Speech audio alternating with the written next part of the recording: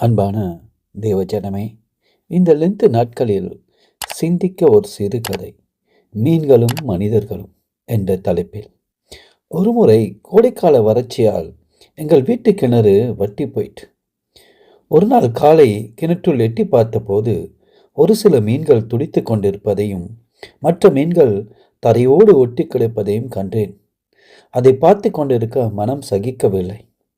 கயிறு ஒன்றை கட்டிக்கொண்டு ஒரு வாளியில் சுத்த தண்ணீரை எடுத்துக்கொண்டு கிணற்றுக்குள் வேகமாய் இறங்கினேன்.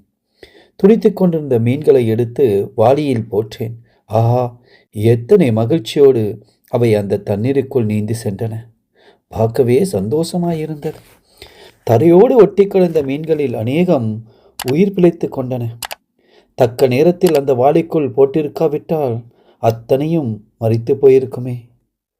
மனித இனமும் கூட பாவத்திலும் அக்கிரமத்திலும் மறித்து கொண்டிருக்கிறது. ஒவ்வொரு ஆண்டும் பிறக்கும் குழந்தைகளில் 4.5% மக்களுக்கு மட்டுமே சுவிசேஷம் அறிவிக்கப்படுகிறது. அருமை இரட்சகர் ஆண்டவராகிய இயேசு கிறிஸ்து சிலுவையில் சம்பாதித்த அந்த ஜீவ தண்ணீர் மனுக்குலம் அனைத்தையும் மீட்க ரட்சிக்க போதுமானதாக இருக்கிறது.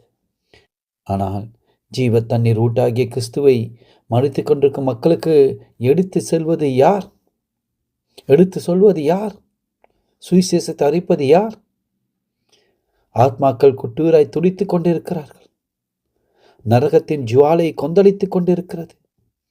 தேவ பிள்ளைகளே, நாங்கள் கர்த்தருக்கென்று சுவிசேஷ வேலைகள் முழுவமா இருங்கோமா? இந்த நாளில் ஒரு தீர்மானம் செய்வோமா? கர்த்தர் தாமே உங்களை ஒவ்வொரு